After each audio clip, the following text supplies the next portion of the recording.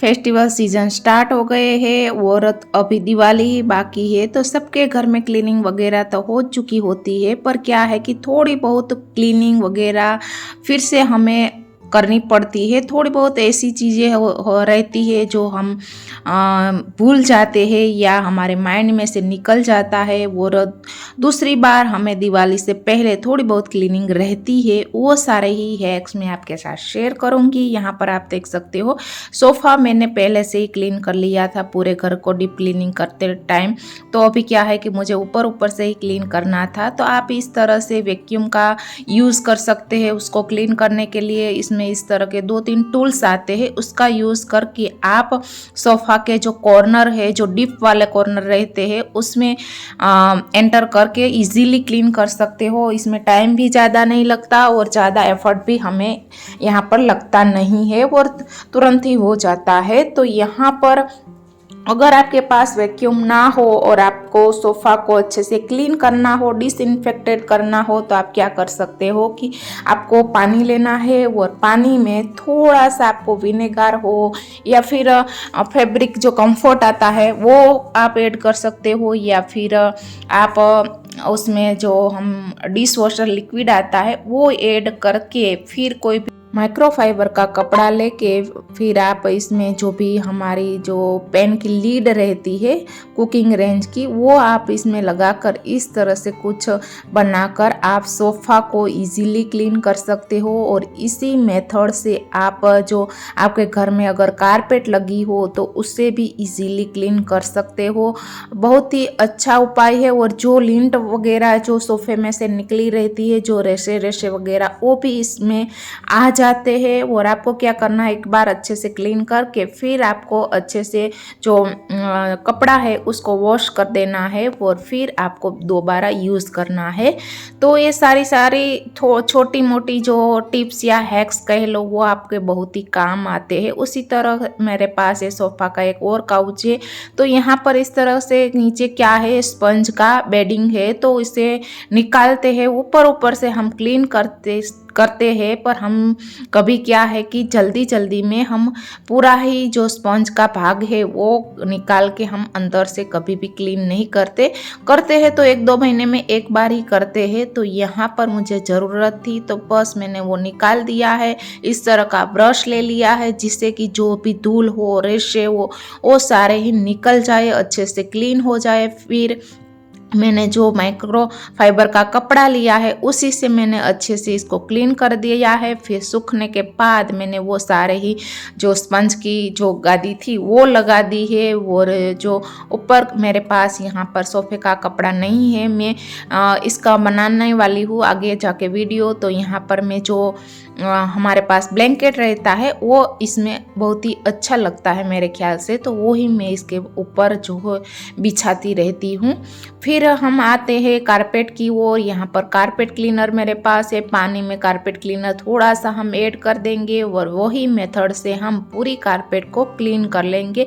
Easy method है, vacuum से तो हम करते ही है, पर 1-2 महीने में एक बार हमें इस तरह से लिक्विड से भी जो कोई भी ऊपर सोफ़े का कवर हो, इस तरह का कोई भी कारपेट लगी हो, कोई भी मैट वगैरह हो या फिर टेबल रनर वगैरह, इससे आप साफ़ कर सकते हो, क्लीन कर सकते हो। तो इसी तरह से क्या रहता है कि डाइनिंग टेबल हमारे रूटीन बेस में क्लीन होता ही रहता है, पर कभी कभी क्या रहता है कि हम जो डाइनिंग टेबल के नीचे वाला जो हिस्सा है वो क्लीन करना भूल जाते हैं। और कभी कभी बच्चों के कारण या हम इसे कभी कभी जो फूड है उसके पार्टिकल नीचे पड़ जाते हैं और इसे हम क्लीन करना भूल जाते हैं और वहाँ पर गंदगी जमा रहती है। और ऊपर से हम डेजर्ट एरिया में रहते हैं, तो यहाँ पर सारे ही में डेजर्ट ही है, तो छोटी छोटी जो फाइन पेस्ट रहती है धूल की, वो सैंड की, वो सारी जगह लगी रहती है, चाहे आप रोज़ ही क्लीन करो। तो यहाँ पर मैं नीचे क्लीन कर रही थी, तो डाइनिंग टेबल के ऊपर भी थोड़ी मैंने सोचा कि पॉलिश कर देते हैं। तो यहाँ पर आप देख सकते हो ये मेरे पास एक जो वुडन पॉलिश का स्प्रे रहता है वो है, बस आपको इसको छिड़क देना है और फिर कोई भी कपड़े से कॉटन का हो और तरह के स्कॉच ब्राइट का कोई भी कपड़ा वगैरह हो तो आपको बस वाइप आउट कर देना है। और जो भी आपका वुडन जो भी आपके घर में लगा हो वो एकदम शाइनिंग करने लगेगा और एकदम अच्छी वाइब आएगी। और जब क्लीन हो घर होता है तो माइंड को भी सुकून मिलता है, आप सबको ही पता है। और यहाँ पर आप देख सकते हो चेयर भी हम क्लीन करते हैं तो पीछे वाला जो ये हिस्सा है वो भूल जाते हैं, वहाँ पर धूल जमी रहती है तो उससे भी क्लीन करना बिल्कुल ही नहीं भूलता है। और ये सारी ही टिप्स और हैक्स बस थोड़े 5-6 मिनट्स के ही है, उसमें सारा ही घर आपका ऊपरी ऊपरी से क्लीन हो जाता है। यहाँ पर आप देख सकते हो यहाँ पर यूएई में इस तरह की धूल उड़ती रहती है और इसी कारण यहाँ पर हमने विंडो पर इस तरह की जो सेलो टेप है वो लगा के रखी है तो भी इतनी धूल आती है। तो यहाँ पर हम विंडो क्लीनिंग भी कर देते हैं। बस यहाँ पर इस वीडियो में जो भी प्रोडक्ट मैंने यूज़ की है वो सारी ही जो क्विकली क्लीनिंग कर दे वो सारी ही यूज़ की है। तो यहाँ पर हम मिरर क्लीनर का यूज़ करेंगे, जो भी ग्लास क्लीनिंग हम करेंगे यहाँ पर। तो यहाँ पर टीवी या फिर इस तरह के विंडोज़ हो, ड्रेसिंग टेबल का मिरर हो, वो सब हम इस ग्लास क्लीनर ही से ही क्लीन करेंगे। अब आता है कि अब हमने एक बार तो है कर्टेन क्लीन कर दिया है, नहीं किया है तो आप क्लीन कर सकते हो। यहाँ पर आप देख सकते हो कि यहाँ पर आप कर्टेन के साथ थोड़ा सा फैब्रिक कंडीशनर या कंफर्ट वगैरह यूज़ कर सकते हो या लिक्विड सोप का भी यूज़ कर सकते हो। जैसे कि क्या होगा कि कर्टेन ऐसे ही ऐसे सॉफ्ट रहेंगे और उसके मटेरियल भी ख़राब नहीं होगा। उसी तरह कर्टेन निकालते हैं तो आपको उसके रोड को बिल्कुल क्लीन करना भूलना नहीं है, क्योंकि क्या रहता है कि हम कर्टेन तो निकाल लेते हैं पर ये सारी ही चीज़ें ऊपर का पार्ट हो गया या इस तरह की रोड हो गई वो भूल जाते हैं। फिर से मैंने ये कर्टेन लगा दिए हैं और यहाँ पर मुझे सारे ही क्लीनिंग करने में हार्डली 5 से 6 मिनट ही लगे थे। तो क्या रहता है कि डीप क्लीनिंग के बाद हमें ये जो क्लीनिंग है वो डेली बेस पर करनी पड़ती है और ऊपर से अभी फेस्टिवल की सीज़न यानी कि दिवाली बाकी है तो ये सब करना तो बनता है। वही ग्लास क्लीनर से मैंने टीवी भी अच्छे से क्लीन कर लिया था। फिर यहाँ पर आप देख सकते हो इंडोर प्लांट अगर आपके घर में हो तो उसके पीछे भी बहुत सारी धूल जमा रहती है और यहाँ पर हमें डेली बेस में हम क्लीन नहीं कर पाते या कभी कभी हमें दिखता भी नहीं है। तो यहाँ पर बस कुछ भी नहीं, मैंने ये सारे ही प्लांट हटा के फिर एक कपड़े से इसको वाइप आउट कर दिया है और बस ये एरिया भी हमारा अच्छे से क्लीन हो चुका है। कभी कभी क्या रहता है कि हम क्लीनिंग करना चाहते हैं और सोचते ही रहते हैं, पर एक बार जब आप क्लीनिंग करना स्टार्ट कर देते हो तो पूरा ही घर कब क्लीन हो जाता है पता ही नहीं चलता। और घर को क्लीन करने में या घर को ऑर्गेनाइज करने में थोड़ी बहुत टिप्स या हैक्स हमें आजमाने पड़ते हैं जिससे कि हमारा काम आसान हो जाए। उसी तरह टीवी कैबिनेट्स है उसके पीछे का जो एरिया है डेली बेस पर हम क्लीन नहीं कर पाते, वहाँ बहुत सारी वायरिंग लगी पड़ी रहती है और इतना भारी रहता है टीवी यूनिट, तो बार बार इसको खींचना और रखना उसमें वो डैमेज भी हो सकता है। तो आप इस तरह से कभी कभी निकाल के फिर इसमें से जो भी गंदगी वगैरह है वो निकाल सकते हैं और ऊपर के जो भी चीज़ें हैं उसको वाइप आउट कर सकते हैं। वो कभी कभी क्या रहता है घर में इतनी चीज़ें जमा हो जाती है कि उसे मेंटेन करना फिर मुश्किल हो जाता है।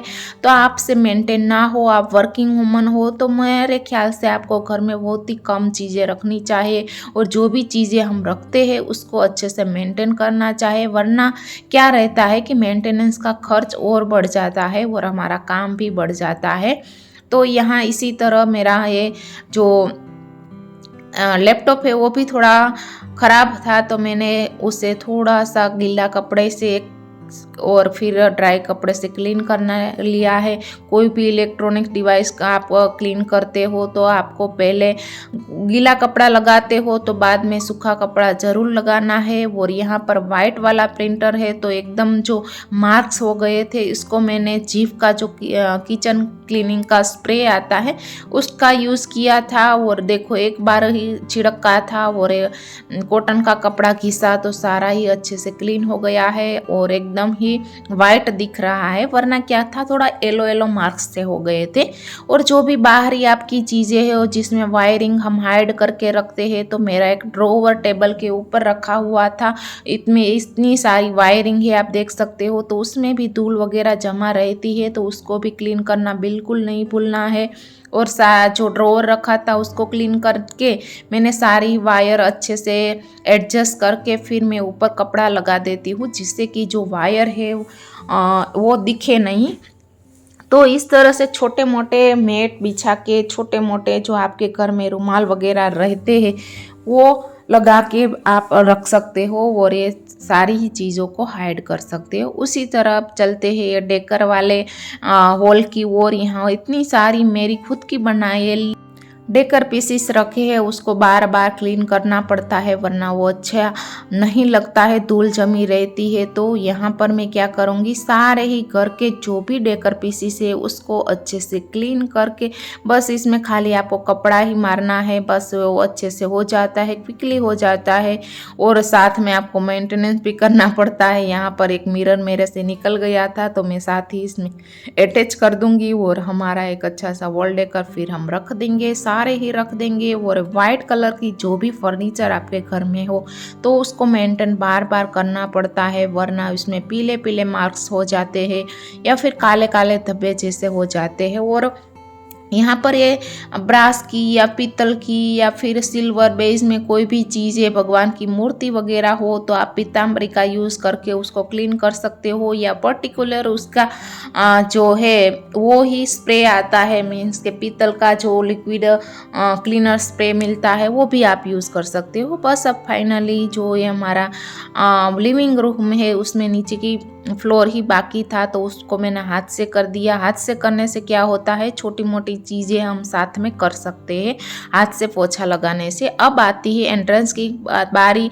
एंट्रेंस है हमारे घर की जान है, तो वो क्लीन होगा तो कोई भी जो लोग आपके घर में आएंगे उसको पता चल जाएगा कि आपका घर कैसा होगा। तो आपको मेन डोर को और मेन डोर के आगे को हिस्से को जब हम घर में एंटर करते हैं वो क्लीन करना बिल्कुल नहीं भूलना है। और अब मैंने सोचा कि अब सारे ही डोर को क्लीन कर ही लेती हूँ, तो सारे ही डोर को हम क्लीन अच्छे से कर लेंगे। यहाँ पर क्या रहता है, अभी तो सारे इस तरह के माइका और वुडन के डोर्स रहते हैं, तो आप इजीली इसको क्लीन कर लेते हो। और ये एक स्पेस रहती है जहाँ पर हॉल और नीचे का पार्ट जब अटैच होता है तो इस तरह का थोड़ी वॉल रहता है, इस तरह का टाइल्स लगा हुआ, तो उसके ऊपर जो अटैचमेंट वाला पार्ट है वहाँ पर धूल जमी रहती है जहाँ स्प्लिट पड़ता है। यहाँ पर भी आपको अच्छे से पूरे ही घर में क्लीन करना पड़ेगा, क्योंकि ये पूरे ही घर में इस तरह से रहता है। बस ज़्यादा टाइम नहीं लगता, पर क्या है कि अभी दिवाली आने वाली है, तो क्यों ना पूरे घर में अच्छे से क्लीन किया जाए, अच्छे से ऑर्गेनाइज़ किया जाए। क्योंकि घर क्लीन होगा, ऑर्गेनाइज होगा तो हमें बहुत ही अच्छा फील होगा और देखने में भी अच्छा लगेगा। और गेस्ट जो भी हमारे घर पे आएंगे वो भी कॉम्प्लीमेंट देना भूलेंगे नहीं। इसी तरह जो भी शू रैक वगैरह रखा हुआ था एंट्रेंस में उसको भी अच्छे से क्लीन कर दिया है। और जो भी मेरे घर में DIY ऑर्गेनाइज़र आप देख रहे हो, जो भी डेकर पीसीस देख रहे हो, इस तरह के रनर कोई भी देख रहे हो, सारे ही मैंने ऑलरेडी चैनल में अपलोड किए हुए हैं। सारे ही, कोई भी मैंने बाहर से परचेस किया नहीं है। उसी तरह सारे घर की सिंक हम क्लीन कर देंगे। इस तरह का एरिया हो, ख़ास तौर पे स्प्लिट वाला जो, उसमें अच्छे से क्लीन करना है, क्योंकि वो सारी चीज़ें हम डेली बेस में कर नहीं पाते या फिर भूल जाते हैं, इतना टाइम भी नहीं लगता रहता। तो आप इसको इस तरह से क्लीन कर सकते हो। जो सिंक का नीचे वाला एरिया है, साइड वाला एरिया है, या फिर जो टेप है उसका नीचे वाला एरिया है, उसको अच्छे से बस क्लीन कर दिया है। मैंने सोचा था कि पूरा घर एक दिन में क्लीन नहीं होगा, तो बस यहाँ मेरे हार्डली ये पूरा ही घर क्लीन करने में मुझे 4-5 घंटे खाली लगे हैं। और इतना घर मेरा, आई थिंक कि मेरा ये घर का जो होम टूर है वो भी मेरे वीडियो में पहले से ही है, तो आप चाहो तो वो देख सकते हो। तो बस 4-5 घंटे लगे और अच्छे से मैंने क्लीन कर लिया। तो ये छोटे मोटे हैक्स और जो हाइडिंग स्पेस है वो रह जाती है, तो आप इस वीडियो में देखकर अपने घर में देखकर क्लीन कर सकते हो। उसी तरह किचन में चलते हैं, थोड़ा जो ऊपरी ऊपरी बाहर देखता है वो सब हम क्लीन कर देंगे। काउंटर टॉप तो हम क्लीन करते ही है, पर एक कैबिनेट्स ड्रॉअर हो गए, उसका नीचे का एरिया हो गया, काउंटर टॉप का साइड वाला एरिया हो गया, फिर ये स्प्लिट वाला एरिया हो गया, उसको हम अच्छे से क्लीन कर देंगे। और फिर मुझे ओवन भी क्लीन करना था और ओवन के साथ हम वॉशिंग मशीन भी क्लीन करेंगे। मैंने वॉशिंग मशीन का डीपली क्लीन कैसे करते हैं वो सारा वीडियो रखा है यहाँ पर। आज हम खाली ऊपर ऊपर से ही क्लीन करेंगे। वो सारी काउंटर टॉप से चीज़ें हटा कर हम अच्छे से क्लीन कर देंगे। जो भी काउंटर टॉप पर आपने वुडन सेल्फ वगैरह रखी हो वो भी आप सामान निकाल के अच्छे से ऊपरी ऊपरी क्लीन कर सकते हो।